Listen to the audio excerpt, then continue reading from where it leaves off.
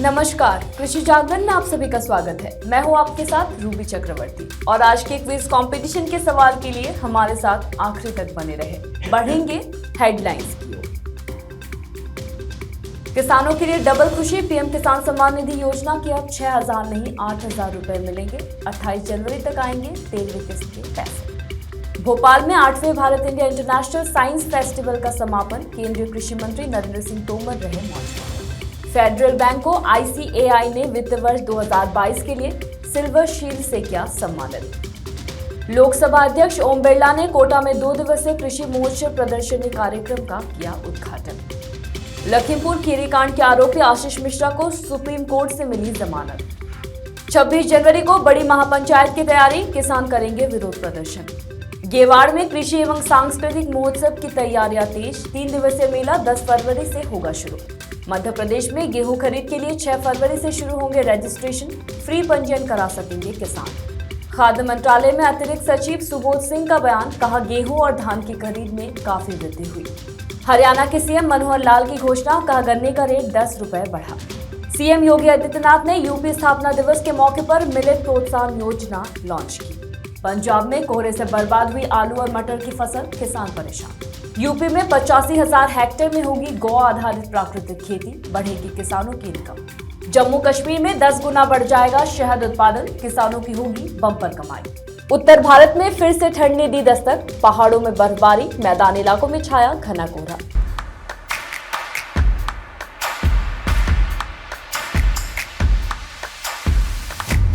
बढ़ेंगे खबरों की ओर।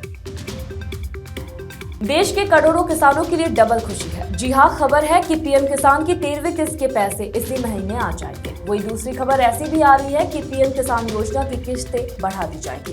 केंद्र सरकार द्वारा किसानों के लिए चलाई जा रही सबसे महत्वाकांक्षी योजना पीएम किसान के लाभार्थियों को अगली किस्त यानी कि योजना की 13वीं किस्त के पैसे जल्द ही दिए जा सकते हैं। इसके साथ ही खबर ऐसा भी है कि केंद्र की मोदी सरकार योजना के तहत दिए जाने वाले 6,000 रुपए को बढ़ाकर 8,000 रुपए कर सकती है।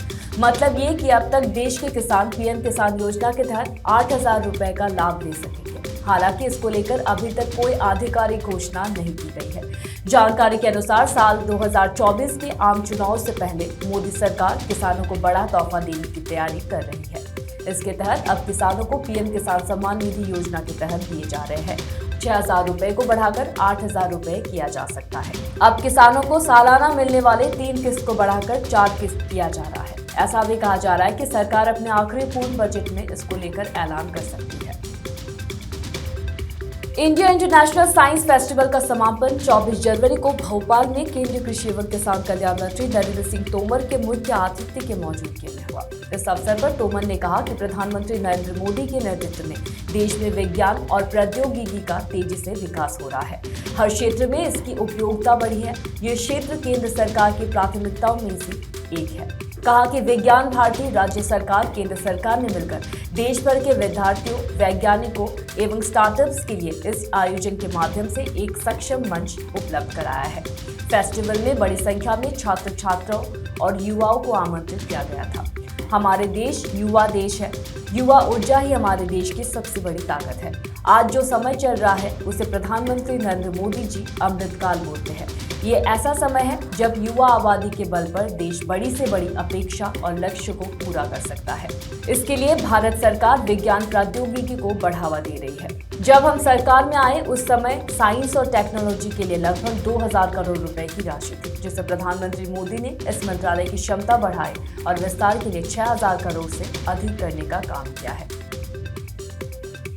फेडरल बैंक को आईसीएआई ने वित्त वर्ष 2022 के लिए वित्त रिपोर्टिंग में उत्कृष्टता के लिए सिल्वर शील्ड से सम्मानित किया है। बता दें कि फेडरल बैंक को प्राइवेट सेक्टर बैंक्स की कैटेगरी ए में रखा गया है। फेडरल बैंक लिमिटेड एक भारतीय निजी क्षेत्र का बैंक है। इसका मुख्यालय आलुवा, कोची में है। बता दें कि बैंक की भारत के कई राज्यों में शाखाएं हैं। फेडरल बैंक का 10 मिलियन से अधिक का कस्टमर बेस है। इसके 1.5 बिलियन ग्राहक एनआरआई है। इसके दुनिया भर में भागीदारों का एक बड़ा नेटवर्क है। फेडरल बैंक लिमिटेड निजी क्षेत्र का प्रमुख भारतीय वाणिज्यिक बैंक है। लोकसभा अध्यक्ष ओम बिरला ने राजस्थान के कोटा में 2 दिवसीय कृषि मोर्चा प्रदर्शनी एवं प्रशिक्षण कार्यक्रम का उद्घाटन किया है। उद्घाटन समारोह में लालचंद कटारिया, कृषि और पशुपालन मंत्री राजस्थान सरकार, उदयलाल आंजना, राज्य मंत्री सहकारिता विभाग राजस्थान सरकार भी उपस्थित थे। उनके अलावा केंद्र सरकार, राज्य सरकार और भारतीय कृषि अनुसंधान परिषद के वरिष्ठ अधिकारियों और लगभग 15,000 किसान, एग्री स्टार्टअप, कॉर्पोरेट्स, बैंकर्स, विस्तार श्रमिकों और निजी कृषि संस्थानों के कर्मचारियों ने आयोजन के पहले दिन भाग लिया। लोकसभा अध्यक्ष ओम बिरला ने कहा कि भारत एक कृषि प्रधान देश है। अन्न उत्पादन में हमारा देश सबसे आगे है। बदलते परिप्रेक्ष्य के अंदर हमारा संकल्प यही होना चाहिए कि आधुनिक विरासत का उपयोग करते हुए, नवाचारों का उपयोग करते हुए हमें दुनिया में अग्रिम पंक्ति का देश बनना है। कृषि एवं किसान कल्याण राज्य मंत्री भारत सरकार कैलाश चौधरी ने कृषकों को संबोधित करते हुए कहा कि कृषि क्षेत्र के वैश्विक परिदृश्य को ध्यान में रखते हुए भारतीय कृषि की उन्नति के लिए कृषि एवं किसान कल्याण विभाग ने कई महत्वपूर्ण योजनाएं बनाई है। लखीमपुर खीरी कांड के आरोपी आशीष मिश्रा को सुप्रीम कोर्ट ने शर्तों के साथ अंतरिम जमानत दी है। कोर्ट ने कहा कि फिलहाल आशीष को 8 हफ्ते के लिए रिहा किया जा रहा है, लेकिन शर्तों के उल्लंघन कर जमानत पर रद्द हो सकती है। आशीष को रिहाई के 1 हफ्ते के भीतर उत्तर प्रदेश को छोड़ना होगा। वो फिलहाल दिल्ली में भी नहीं रह सकता। कोर्ट ने ये भी कहा है कि वो मामले पर 14 मार्च को फिर सुनवाई करेगा। उस दिन आज दिए आदेश की समीक्षा की जाएगी। इसके साथ ही सुप्रीम कोर्ट ने हत्या के आरोपी 4 किसानों को भी अंतरिम जमानत पर रिहा करने का आदेश दिया है। बता दें कि 3 अक्टूबर 2021 को उत्तर प्रदेश के लखीमपुर खीरी में आंदोलनकारी किसानों के ऊपर गाड़ी चढ़ाए जाने की घटना हुई थी। इस घटना में और उसके बाद उग्र किसानों की तरफ से की गई आरोपियों की पिटाई में कुल 8 लोगों की जान चली गई थी। एक बार फिर किसान ने देशव्यापी आंदोलन की तैयारी कर रहे हैं। इसके पहल के तौर पर 26 जनवरी को जिंद में उत्तर भारत के किसानों का जमवाड़ा लगने जा रहा है। इस महापंचायत में पंजाब, हरियाणा, दिल्ली, उत्तर प्रदेश, हिमाचल और उत्तराखंड के किसानों की जीतने की उम्मीद है, जबकि बाकी अन्य राज्यों के किसान अपने अपने जिला मुख्यालय पर प्रदर्शन करेंगे और ट्रैक्टर मार्च निकालेंगे। संयुक्त किसान मोर्चा, जिसके नेतृत्व में ही दिल्ली की सीमाओं पर किसानों ने 1 साल से अधिक समय तक संघर्ष किया और अंत में सरकार को इनके आगे झुकना पड़ा था। इनके नेता और भारतीय किसान यूनियन राकेश टिकैत के महासचिव युद्धवीर सिंह ने कहा कि गणतंत्र दिवस मनाने और आधिकारिक सरकारी कार्यक्रमों को बाधित किए बिना राष्ट्रीय ध्वज फहराने के बाद ट्रैक्टर रैलियां निकाली जाएगी और जिला मुख्यालय पर विरोध प्रदर्शन किया जाएगा। सिंह ने आगे कहा कि 26 जनवरी हमारा गणतंत्र दिवस है और हम उस दिन गणतंत्र के मूल उद्देश्य को बचाने के लिए इकट्ठा होंगे। इसके साथ ही हम सरकार द्वारा देश के मेहनतकश किसानों की एकता को तोड़ने संबंधी भाजपा सरकार की साजिश का पर्दाफाश करेंगे। गेवाड़ में कृषि एवं सांस्कृतिक महोत्सव की तैयारियां तेज हो गई है। 3 दिवसीय मेले का आयोजन आगामी 10 फरवरी से किया जाएगा और मेला समिति के अध्यक्ष ब्लॉक प्रमुख किरण बिष्ट और समिति के सदस्य ने विधायक मदन सिंह बिष्ट से मुलाकात की। इस दौरान विधायक ने गेवाड़ कृषि एवं सांस्कृतिक महोत्सव के लिए विधायक निधि से 5 लाख रुपए देने की घोषणा की है। बता दें कि मेले की तैयारियों तथा मेले में होने वाली विभागीय गतिविधियों एवं कार्य आवंटन के संबंध में जिलाधिकारी वंदना ने सोमवार को बैठक की और बैठक कर तैयारियों का जायजा लिया। मध्य प्रदेश में रबी विपणन वर्ष 2023 और 24 में समर्थन मूल्य पर गेहूं खरीदी के लिए रजिस्ट्रेशन 6 फरवरी से शुरू हो जाएंगे, जो 28 फरवरी तक चलेंगे। इसको लेकर जिले में तैयारियां शुरू हो गई है। इस बार खाद्य विभाग ने जिले में 66 पंजीयन केंद्र बनाए हैं। इसके अलावा प्रक्रिया में कुछ बदलाव भी किए हैं। अब किसान निःशुल्क रजिस्ट्रेशन भी करवा सकते हैं और पंजीयन के लिए किसान को 50 रुपए देने होंगे। किसानों की समस्याओं को देखते हुए इस बार अनिवार्यता को भी समाप्त किया गया है। पूर्व में किसान को फसल बेचने के लिए मोबाइल पर SMS मिलता था। इसकी प्राप्त तारीख पर किसान उपार्जन केंद्र पर जाकर फसल बेच सकता था। मोदी सरकार के पिछले 8 साल के कार्यकाल के दौरान गेहूं और धान की खरीद में काफी वृद्धि हुई है। मिनिमम सपोर्ट प्राइस यानी कि MSP में बढ़ोतरी और अन्य राज्यों से खरीद करने के कारण ये वृद्धि देखी गई है। खाद्य मंत्रालय के एक वरिष्ठ अधिकारी ने इस बारे में जानकारी दी है। खाद्यान्न की खरीद और वितरण के लिए नोडल एजेंसी भारतीय खाद्य निगम यानी कि FCI द्वारा अधिक मात्रा में गेहूं और धान की खरीद के कारण MSP के दायरे में आने वाले किसानों की संख्या में भी इजाफा हुआ है। खाद्य मंत्रालय में अतिरिक्त सचिव सुबोध सिंह ने बताया कि विपणन सत्र 2013 और 14 वही 2021 और 22 के बीच गेहूं और धान की केंद्रीय खरीद में काफी वृद्धि हुई है। खरीद का आधार व्यापक हो गया है और हम अब अधिक राज्यों से अनाज खरीद रहे हैं। MSP भी इस दौरान काफी वृद्धि हुई है। उन्होंने कहा कि हिमाचल प्रदेश, असम और त्रिपुरा में खरीद हो रही है। उन्होंने आगे कहा कि एफसीआई ने राजस्थान से धान खरीदना शुरू कर दिया है। वही अगर 2013 और 14 से गेहूं और धान का उत्पादन भी बढ़ा है। हरियाणा में गन्ने का रेट सरकार ने बढ़ा दिया है। सरकार ने 10 रुपए प्रति क्विंटल वृद्धि की है। राज्य स्तरीय कमेटी की रिपोर्ट के प्रस्ताव पर मुख्यमंत्री ने ये बढ़ोतरी की है। सीएम मनोहर लाल ने कहा कि पिछले वर्ष हमारा गन्ने का रेट 362 था। अब 10 रुपए बढ़ोतरी के साथ इस वर्ष का गन्ने का रेट 372 रुपए होगा। अगले साल भी सरकार गन्ने का रेट बढ़ाएगी। सीएम ने आगे बताया कि सरकार शुगर मिलों को अपग्रेड कर रही है। करनाल पानीपत मिल की सरकार ने क्षमता बढ़ाई है। हम कोशिश करेंगे कि चीनी की रिकवरी भी बढ़े।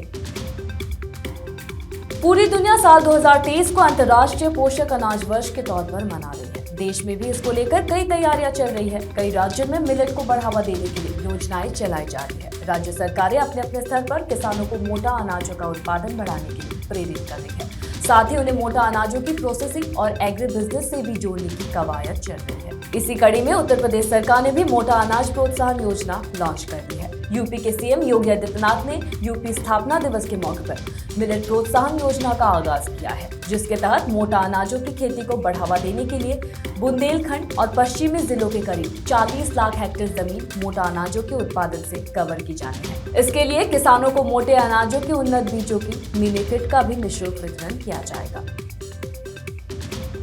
हिमाचल प्रदेश में इन दिनों बर्फबारी का दौर जारी है। वहीं पंजाब में कुछ दिनों पहले पारा 0 डिग्री सेल्सियस तक पहुंच गया। मैदान इलाकों में फसलों पर कोहरे की सफेद चादर बिछ चुकी है। 4 दिन पड़े कोहरे से कई फसलों को फायदा हुआ है, लेकिन आलू और मटर की फसल को नुकसान कोहरे से झेलना पड़ा है। किसानों का कहना है कि उनकी 70% तक फसल बर्बाद हो गई है। वहीं कई किसानों ने तो अपनी फसल पर ट्रैक्टर चला दिया है। पंजाब के मुख्यमंत्री भगवंत मान ने गृह जिला संगरूर और मुख्यमंत्री के विधानसभा क्षेत्र धूरी में किसानों की आलू की फसल का सबसे ज्यादा नुकसान हुआ है। किसान अब सरकार से मुआवजे की मांग कर रहे हैं। वहीं दूसरी ओर मटर की खेती करने वाले किसानों का भी बड़े स्तर पर नुकसान हुआ है। बता दें कि 4 एकड़ मटर की खेती की, जिससे 3 एकड़ पर ट्रैक्टर चला दिया गया है, जबकि 1 एकड़ पर कोहरे की मार से बर्बाद हो गई है। उत्तर प्रदेश में ऑर्गेनिक खेती को बढ़ावा देने और गौ संरक्षण के लिए राज्य सरकार ने बड़ी कवायद की है। प्रदेश सरकार ने गौ आधारित प्राकृतिक खेती प्रोजेक्ट तैयार किया है। करीब 325 करोड़ खर्च होंगे। योगी सरकार प्रदेश में बड़े पैमाने पर गौ आधारित खेती करने की योजना तैयार कर रही है। योजना के तहत प्रदेश के 49 जिलों के 85,000 से भी अधिक हेक्टेयर में गौ आधारित प्राकृतिक खेती की जाएगी। इस खेती में गोवंशों से संबंधित खाद्यों का प्रयोग करना होगा। रसायन मुक्त प्राकृतिक खेती से कृषि उपज की क्वालिटी बेहतर होगी। इससे भूमि का स्वास्थ्य बेहतर रहेगा। वही प्राकृतिक खेती के तहत जो सब्सिडी मिलेगी वो भी सीधे किसानों के खाते में भेज दी जाएगी। जो किसान प्राकृतिक खेती को बढ़ावा देने का काम करेंगे उन्हें सरकार के स्तर से प्रोत्साहन भी दिया जाएगा। मधुमक्खी पालन मुनाफे की खेती है। जम्मू कश्मीर में इस दिशा में किसानों की आर्थिक स्थिति ठीक करने के लिए कदम उठाए हैं। राज्य सरकार नई परियोजना में 47 करोड़ रुपए निवेश करेगी। राज्य सरकार के अधिकारियों का कहना है कि परियोजना से राज्य में शहद उत्पादन को बढ़ाने में काफी मदद मिलेगी। अभी वार्षिक उत्पादन 69 करोड़ रुपए है। यह अगले 10 सालों में 682 करोड़ रुपए तक का होने का अनुमान है। इससे किसानों की इनकम में भी खासी बढ़ोतरी होगी। देश के कई राज्यों में किसान मधुमक्खी पालन करते हैं। शहद उत्पादन से उन्हें ठीक ठाक मुनाफा होता है। उत्तर भारत के कई हिस्सों में देर रात हल्की बारिश देखी गई, जहां बीते दिनों ठंड कम हो गई थी। वहीं अब उत्तर भारत में फिर से ठंड का एहसास होने लगा है। बूंदाबांदी के साथ अब सुबह और शाम के वक्त ठंडी हवाएं और सक्रिय हो चुकी है। इसी को देखते हुए मौसम विभाग ने देश के अलग अलग हिस्सों के लिए अलर्ट जारी किया है। वही राजधानी दिल्ली में बीते कुछ समय से मौसम में लगातार परिवर्तन देखने को मिल रहा है। दिल्ली एनसीआर में आज सुबह घना कोहरा देखने को मिला। साथ ही ठंडी हवाओं ने फिर से मौसम का रुख बदल दिया है। बता दें कि बीती रात दिल्ली के दक्षिण पश्चिम हिस्सों में तेज हवाओं के साथ बूंदाबांदी देखने को मिली थी। मौसम विभाग की माने तो दिल्ली में आज यानी 25 जनवरी को बारिश हो सकती है। इसके अलावा गणतंत्र दिवस के उपलक्ष्य पर राजधानी में बारिश के आसार जताए जा रहे हैं। जम्मू कश्मीर, हिमाचल प्रदेश और उत्तराखंड के उच्च पहाड़ी क्षेत्र में रुक रुक कर बारिश और बर्फबारी हो रही है, जिसके चलते यहाँ का तापमान -डिग्री में जा चुका है।